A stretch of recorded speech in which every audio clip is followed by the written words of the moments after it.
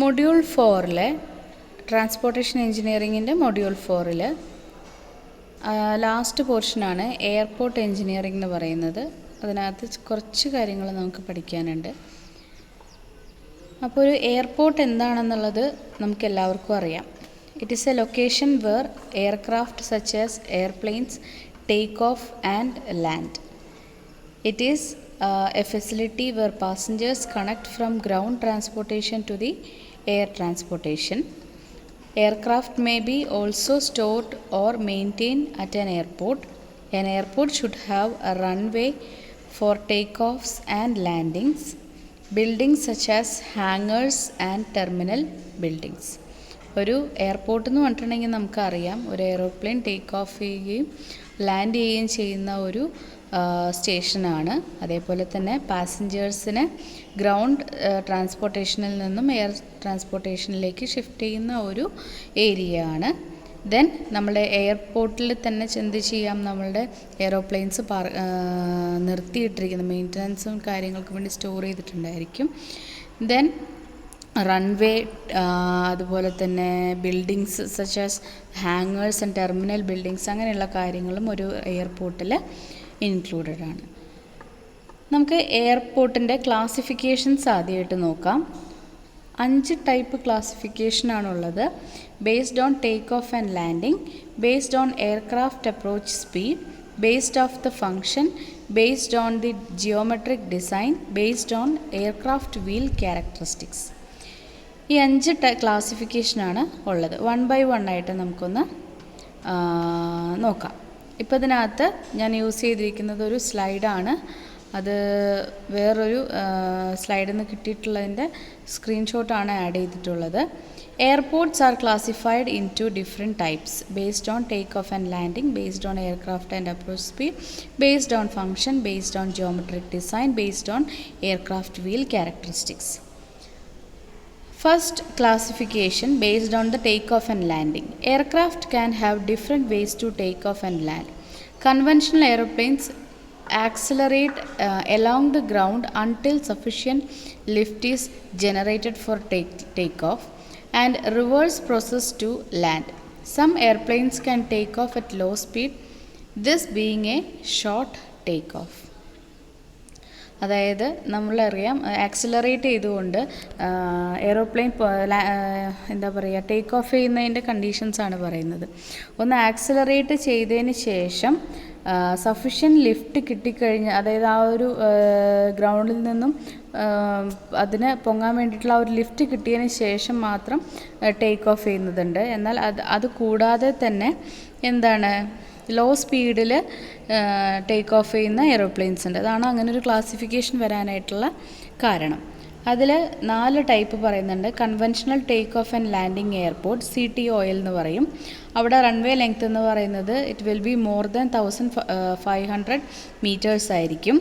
Reduced take off and landing airport, അതിന് RTOL എന്ന് പറയും.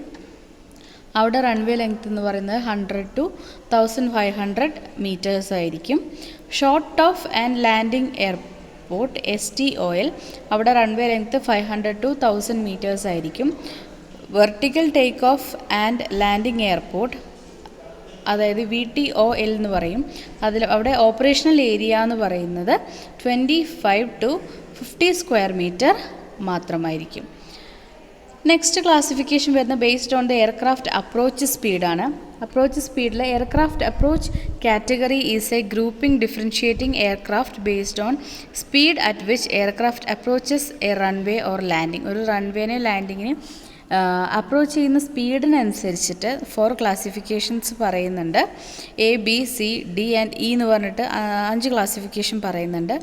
അതിൽ അപ്രോച്ച് സ്പീഡ് ഇൻ നോട്ട്സ് ആണ്, യൂണിറ്റ് 1 നോട്ട്സ് ആണ്, അങ്ങനെ തന്നിട്ടുണ്ട്. അപ്പോൾ ആ ഒരു ക്ലാസിഫിക്കേഷൻ ആണ് സെക്കൻഡ് ടൈപ്പ് എന്ന് പറയുന്നത്. ദെൻ തേർഡ് ടൈപ്പ് എന്ന് പറയുന്നത് ബേസ്ഡ് ഓൺ ഫങ്ഷനാണ്. സിവിൽ ഏവിയേഷൻ, അതുപോലെ തന്നെ മിലിറ്ററി ഏവിയേഷൻ, അങ്ങനെ 2 ടൈപ്പാണ് വരുന്നത്. It is first one is civil aviation ആണ്. It is one of the 2 major categories of flying representing all non-military aviation, both private and commercial. Non military aviation എല്ലാതും civil ഏവിയേഷനിലാണ് പെടുന്നത്. അതിൽ ഡൊമസ്റ്റിക്കും ഉണ്ട്, ഇൻ്റർനാഷണലും ഉണ്ട്. Domestic airport is an airport that handles only flights within the same country. Domestic airports do not have customs and immigration facilities. അതേപോലെ തന്നെ ഇൻ്റർനാഷണൽ ആണെന്നുണ്ടെങ്കിൽ international airport is an airport which customs and border control facilities enabling passengers to travel between the countries. നമുക്ക് അറിയാവുന്നൊരു കാര്യം തന്നെയാണ്. Then next വരുന്നത് military aviation ആണ്. Military aviation is the use of military aircraft and other flying machines for the purpose of conducting or enabling aerial warfare, including national airlift capacity to provide logistical supply to forces stationed in a theater or along a front. അതായത് military ഓപ്പറേഷൻസിന് use ചെയ്യുന്ന കാര്യങ്ങളെ പറ്റിയാണ് പറയുന്നത്. അത്തരം എന്താ പറയുക എയർപോർട്ടുകളിനെയാണ് നമ്മൾ military aviation എന്ന് ഉദ്ദേശിക്കുന്നത്. ദെൻ നെക്സ്റ്റ് വരുന്ന based on the geometric design ആണ്. Properly designed airport geometry provides optimum efficiency in traffic operation with maximum safety. Geometric design of runway is considered as major part of design of runway. അതിൽ ABCDE എന്ന് പറഞ്ഞിട്ടുള്ള types ഉണ്ട്.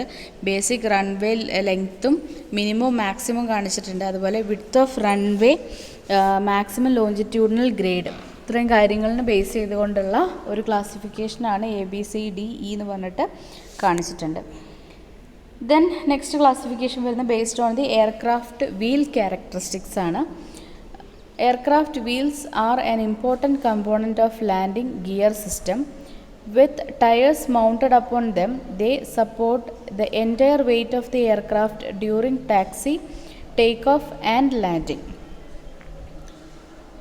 The typical aircraft wheel is lightweight, strong and made from aluminum alloy. Some magnesium alloy wheels also exist. അതിൽ ഓരോ കോഡായിട്ടാണ് കാണിക്കുന്നത്. അവിടെ വരുന്ന നമ്മളുടെ ഒരു സിംഗിൾ ഐസൊലേറ്റഡ് വീൽ ലോഡാണ്. ഒരു വീലിലും വരുന്ന ലോഡും കാണിച്ചിട്ടുണ്ട് എത്രയാണെന്നുള്ളത്. അവിടെ വരുന്ന ടയർ പ്രഷറും എത്രയാണെന്നുള്ളത് പറഞ്ഞിട്ടുണ്ട്. അതിനെ വെച്ചിട്ട് നമുക്ക് 7 ടൈപ്സ് ക്ലാസിഫിക്കേഷനും അവിടെ കാണിച്ചിട്ടുണ്ട്. ഓക്കെ, ഈ കാണിച്ചിരിക്കുന്നത് ഒരു സാധാരണ ഒരു രീതിയിലുള്ള എയർപോർട്ടിൻ്റെ ഒരു ലേഔട്ടാണ്. ലേഔട്ട് എന്ന് പറയാൻ പറ്റില്ല, ഒരു എന്താ പറയുക, അവിടെ വരുന്ന ഒരു ഫ്ലോ ചാർട്ട്, എങ്ങനെയാണ് അവിടുത്തെ കാര്യങ്ങൾ. Ground transport, road, parking, then passengers processing area. അതിൽ തന്നെ അപ്രോച്ചും ഉണ്ട് ഡിപ്പാർച്ചറിന് 2 പ്രത്യേകം ഏരിയകളായിരിക്കും. അപ്പോൾ അതാണ് മൊത്തത്തിൽ കാണിച്ചിരിക്കുന്നത്. അപ്പോൾ നമുക്ക് ആദ്യം ഒരു എയർപോർട്ടിൻ്റെ ലേഔട്ട് ഒന്ന് നോക്കാം. ഇതാണ് ഒരു സാധാരണ എയർപോർട്ടിൻ്റെ ലേഔട്ട് എന്ന് പറയുന്നത്. ടോപ്പിൽ നിങ്ങൾ റൺവേ കണ്ടിട്ടുണ്ടായിരിക്കും. റൺവേയിൽ നിന്നും ടാക്സി വേ വഴി ഏപ്രൺ, റാമ്പ്, എയർക്രാഫ്റ്റ് സ്റ്റാൻഡൊക്കെ കഴിഞ്ഞ് വന്ന് നമ്മൾ ടെർമിനൽ കാണാം. ദെൻ അവിടെ തന്നെ എന്താണ്, റെയിൽവേ സ്റ്റേഷനുണ്ട്, പാർക്കിംഗ് ഉണ്ട്, മെയിൻ്റനൻസ് ഉണ്ട്, അതുപോലെ ഹാങ്ങേഴ്സ് എന്നൊക്കെ പറഞ്ഞിട്ടുള്ള ഓരോ പ്രധാനപ്പെട്ട കമ്പോണൻസ് നിങ്ങൾക്ക് കാണാനായിട്ട് കഴിയും. ഓരോന്ന് നമ്പർ ഇട്ടിട്ട് കാണിച്ചിട്ടുണ്ട്. Components of an airport layout. ഒരു എയർപോർട്ട് ലേഔട്ടിലെ പ്രധാനപ്പെട്ട കമ്പോണൻസ് എന്തൊക്കെയാണെന്നുള്ളതാണ് നോക്കുന്നത്. എന്തൊക്കെയാണ്? First one, runway, terminal building, apron, taxiway, aircraft stand, hangar, control tower and parking. First one വരുന്നത് റൺവേ ആണ്. റൺവേ എന്ന് പറഞ്ഞിട്ടുണ്ടെങ്കിൽ നിങ്ങൾക്കറിയാം എന്താണ്, ഒരു എയർക്രാഫ്റ്റ് ലാൻഡ് ചെയ്യുകയും ടേക്ക് ഓഫ് ചെയ്യുകയും ചെയ്യുന്ന സ്ഥലമാണ്. ആ ഒരു പാത്താണ് എന്ത്, റൺവേ എന്ന് പറയുന്നത്. It is the area where an aircraft lands or take off. It can be grass or packed dirt or a hard surface such as asphalt or concrete. Runways have special markings on them to help a pilot in the air to tell that it is a runway and to help them when they are landing or take off. Runway markings are white. നമുക്കറിയാം runway എന്ന് പറഞ്ഞിട്ടുണ്ടെങ്കിൽ എന്താണെന്നുള്ളതൊക്കെ. അതായത് അവിടെ അതൊരു hard surface ആയിരിക്കാം, grass ആയിരിക്കാം, tightly pack ചെയ്തിട്ടുള്ളത് ഒരു ആസ്ഫോൾട്ടിക് അല്ലെങ്കിൽ ഒരു കോൺക്രീറ്റ് റോഡായിരിക്കാം. അപ്പോൾ അതിൽ പ്രത്യേകം മാർക്കിങ്സ് ഒക്കെ ഉണ്ടായിരിക്കും. സോ ദാറ്റ് ലാൻഡ് ചെയ്യുന്ന സമയത്തും ടേക്ക് ഓഫ് ചെയ്യുന്ന സമയത്തും പൈലറ്റിന് റൺവേ തിരിച്ചറിയാനായിട്ടുള്ള രീതിയിൽ വൈറ്റ് കളറിലാണ് മാർക്കിങ്സ് കൊടുക്കുക. Most runways have numbers on the end. The numbers is runway's compass direction. For example, runway number 36 would be pointing north or 360 degree. അതായത് നമ്മളുടെ റൺവേയിൽ എൻഡിൽ ഒരു നമ്പർ എഴുതി വെച്ചിട്ടുണ്ടായിരിക്കും. ദാറ്റ് മീൻസ് അതിൻ്റെ ഡയറക്ഷനാണ് കാണിക്കുന്നത്. അപ്പോൾ 36 അല്ലെങ്കിൽ 360 ഡിഗ്രി എന്ന് കാണിച്ചിട്ടുണ്ടെങ്കിൽ നോർത്ത് അല്ലെങ്കിൽ 360 ഡിഗ്രി എന്നായിരിക്കും അതുകൊണ്ട് ഉദ്ദേശിക്കുന്നത്. Some airport have more than one runway going in the same direction. So they add letters to end of the number R for the right, C for center and L for left. The other end of the runway is pointing in the opposite direction, so it gets different number. The runway called 36 would be called 18 if you were looking at it from the other end. മറ്റേ എൻഡിൽ നോക്കുകയാണെന്നുണ്ടെങ്കിൽ അത് 180 ഡിഗ്രിയിലായിരിക്കും. The runways may have other markings besides the end number on them. They may have white strips down the middle of them and solid white lines on the edges. Most important thing for you to remember about a runway is that it is meant for aircraft to use, so you should never drive your vehicle on it unless you are authorized to do it. Okay, ഇതാണ് ഒരു runway എന്ന് പറയുന്നത്. അപ്പോൾ അതിൻ്റെ അറ്റത്തൊക്കെ 36 എന്ന് പറഞ്ഞിട്ടുള്ള ഒരു number എഴുതി വെച്ചിട്ടുണ്ട്. നെക്സ്റ്റ് വരുന്നത് terminal buildings, also known as airport terminal. These buildings are the spaces where passengers board or alight from flights. These buildings house all the necessary facility for passengers to check in their luggage, clear the customs, and have lounges to wait before disembarking. The terminals can house cafes, lounges, and bars to serve as waiting areas for passengers, ticket counters, luggage check-in or transfer security checks. Customs are basics of all airport terminals. The large airport can have more than one terminal that are connected to one another through link such as walkways, sky bridges, or trams. Smaller airport usually have only one terminal that houses all the required facilities. നമുക്ക് അറിയാവുന്നതാണ്, എയർപോർട്ടിലൊക്കെ പോയിട്ടുള്ളവർക്ക് എന്തായാലും അറിയാം. Terminal building എന്ന് പറഞ്ഞിട്ടുണ്ടെങ്കിൽ ആ ഒരു എയർപോർട്ടിൽ വരുന്ന പാസഞ്ചേഴ്സിന് റെസ്റ്റ് ചെയ്യാനും ടൈം സ്പെൻഡ് ചെയ്യാനും അവരുടെ ലഗേജസ് ചെക്ക് ഇൻ ചെയ്യാനും കസ്റ്റംസ് കാര്യങ്ങളെല്ലാം ക്ലിയർ ചെയ്യാൻ വേണ്ടിയിട്ടുള്ള ഒരു ബിൽഡിംഗ് ആണ് ഈ പറയുന്ന ഒരു സ്പേസ് ആണ് ഈ പറയുന്ന ടെർമിനൽ ബിൽഡിംഗ് എന്ന് പറയുന്നത്. ഓക്കെ, എൻ്റെ ഒരു എക്സാമ്പിൾ ഉണ്ടെന്നേ ഉള്ളൂ.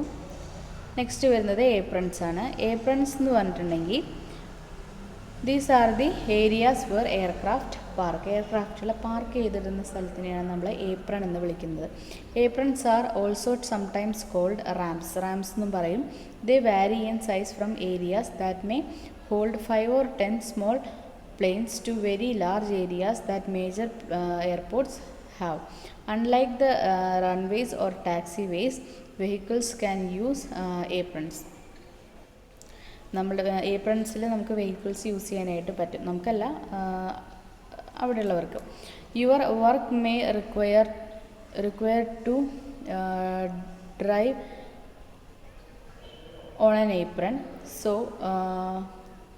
if so, be very careful in this area. Watch out for aircraft that are moving and yield the right of way to them. Don't assume the pilot will see you and stop.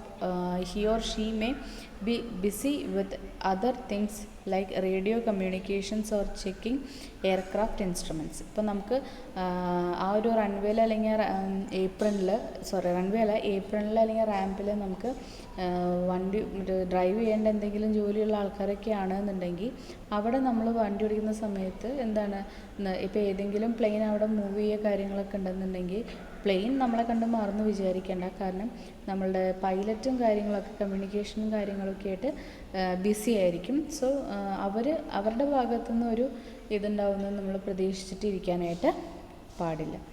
Okay.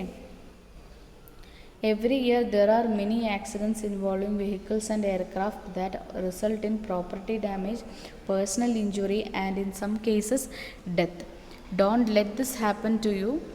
Your aircraft executive director has established rules for driving a vehicle on the airport. Get a copy and read it. Obey them.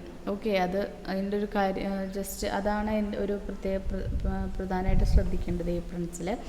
അപ്പോൾ April എന്ന് പറഞ്ഞിട്ടുണ്ടെങ്കിൽ നമ്മൾ പറഞ്ഞു aircraft park ചെയ്യുന്ന ഒരു സ്ഥലമാണ്. അതിൽ size വ്യത്യാസം വരുമ്പോഴാണ് നമ്മളതിനെ റാമ്പെന്നും അതുപോലെ തന്നെ ഏപ്രിൽ എന്നും മാറി മാറി വിളിക്കുന്നത്. ഓക്കെ. ഇതാണ് ഒരു ഏപ്രിൽ എന്ന് പറയുന്നത്. ഇവിടെ റൺവേ ഈ അറ്റത്ത് കാണുന്നതാണ് റൺവേ, ഇതിനിപ്പുറത്ത് നമ്മൾ പാർക്ക് ചെയ്തിട്ടിരിക്കുന്നതാണ് ഏപ്രിൽ. നെക്സ്റ്റ് ടാക്സി വേ ആണ്. Taxi way is path on N airport connecting runways with rams, hangers, terminals and other facilities. They mostly have hard surface such as asphalt or concrete through, although smaller airports sometimes use gravel or grass. എയർപോർട്ടിനകത്തുകൂടെ തന്നെ അതായത് റൺവേയിലേക്കും ഏപ്രണിലും terminal ബിൽഡിങ്സിനെയൊക്കെ connect ചെയ്തുകൊണ്ടുള്ള റോഡ്സിനെയാണ് നമ്മൾ taxi വേ എന്ന് പറയുന്നത്. Aircraft stand എന്ന് പറഞ്ഞിട്ടുണ്ടെങ്കിൽ portion of an apron designated as taxi way and intended to provide access to the aircraft stands only. അതിനെയാണ് നമ്മൾ എയർക്രാഫ്റ്റ് സ്റ്റാൻഡ് എന്ന് പറയുന്നത്. സി ഭാഗമാണ് നമ്മുടെ എയർക്രാഫ്റ്റ് സ്റ്റാൻഡായിട്ട് നമ്മൾ കാണിച്ചിരിക്കുന്നത്, കണ്ടില്ലേ. നെക്സ്റ്റ് വരുന്നത് എയർക്രാഫ്റ്റ് സ്റ്റാൻഡ് നമ്മൾ പറഞ്ഞു portion of an apron taxiway intended to provide access to aircraft only. എയർക്രാഫ്റ്റിന് മാത്രം ആക്സസ് ഉള്ള ഭാഗമാണ് എയർക്രാഫ്റ്റ് സ്റ്റാൻഡ് എന്ന് പറഞ്ഞിട്ടുണ്ടെങ്കിൽ. നെക്സ്റ്റ് വരുന്നത് കൺട്രോൾ ടവറാണ്. A tower at an airfield from which air traffic is controlled by radio and observed physically by the radar. അതാണ് നമ്മളുടെ കൺട്രോൾ ടവർ എന്ന് പറയുന്നത്. Parking is a specific area for airport at which the vehicle parks. വെഹിക്കിൾസൊക്കെ park ചെയ്യുന്ന ഭാഗം. ഇത്രയും കാര്യങ്ങളാണ് നമ്മുടെ എയർപോർട്ടിൻ്റെ കമ്പോണൻസിൽ മെയിനായിട്ട് പഠിക്കേണ്ടത്. ദെൻ നെക്സ്റ്റ് വരുന്നത് selection of site for airport. ഒരു എയർപോർട്ടിന് നമ്മൾ സൈറ്റ് സെലക്ട് ചെയ്യുമ്പോൾ പ്രധാനമായിട്ടും കൺസിഡർ ചെയ്യേണ്ട കാര്യങ്ങൾ എന്തൊക്കെയാണ്? Regional plan, airport use, proximity to other airport, ground accessibility, topography, obstructions, visibility, wind, nuisance, grading, drainage and soil characteristics, future development. Regional plan എന്ന് പറഞ്ഞിട്ടുണ്ടെങ്കിൽ site selected should fit well into the regional plan, thereby forming it an integral part of the national network of the airport. Airport use. The selection of site depend on the use of an airport, whether for civilian or for military operations. However, during emergency, civilian airports are taken over by the defense.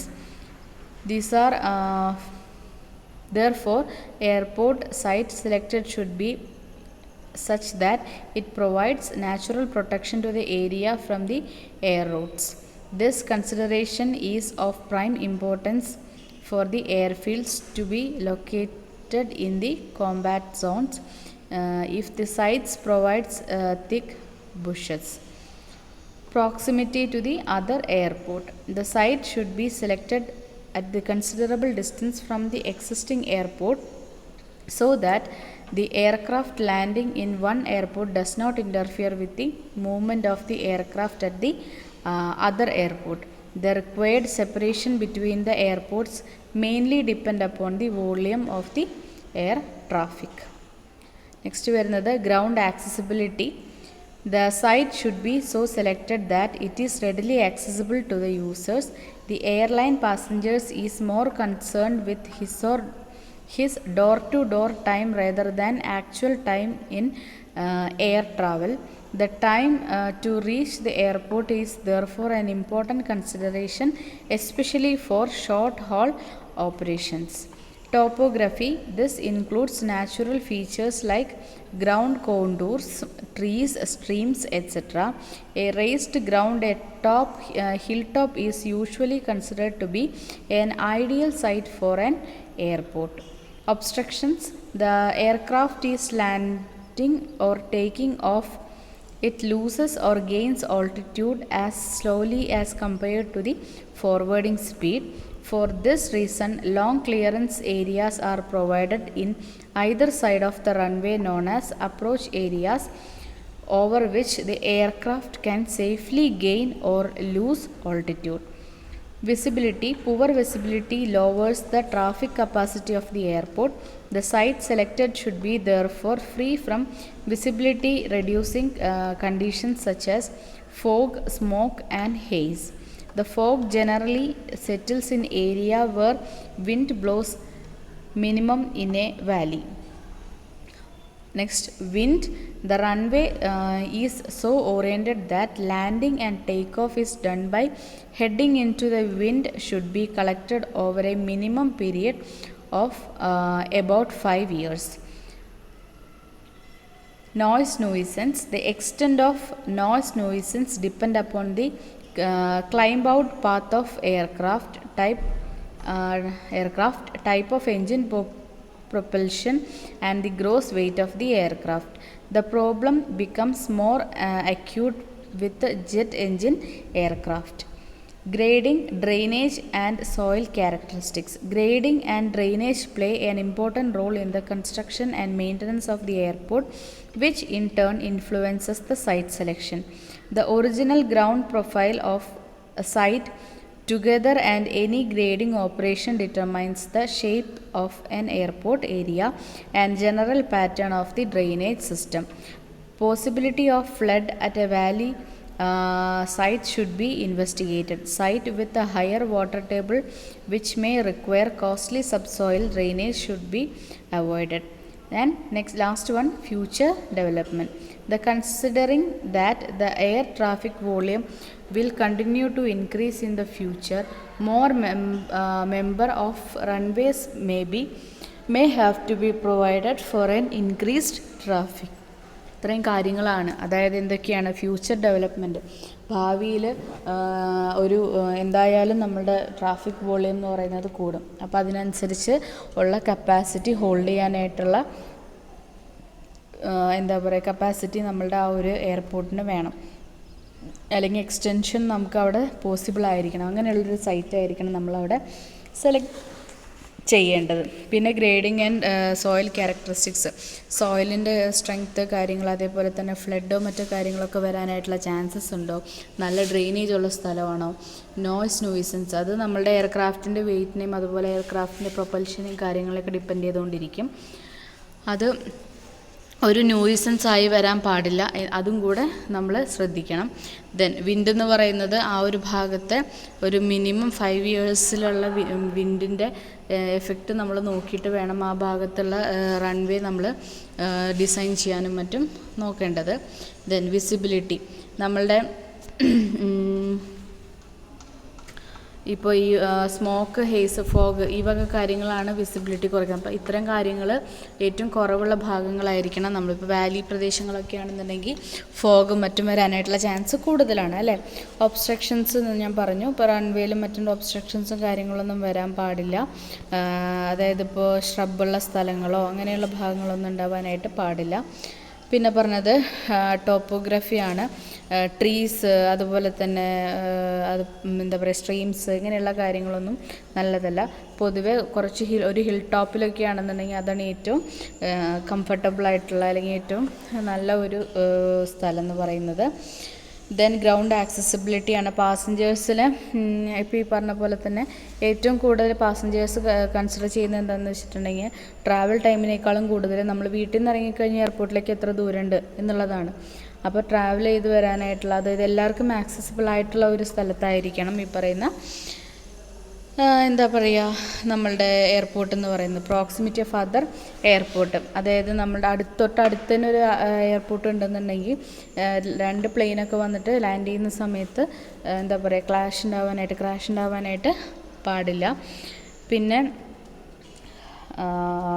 പറഞ്ഞത് airport യൂസാണ്. അതായത് ഇപ്പോൾ നമ്മളിപ്പോൾ ഒരു civilian എയർപോർട്ടാണെന്നുണ്ടെങ്കിലും ചില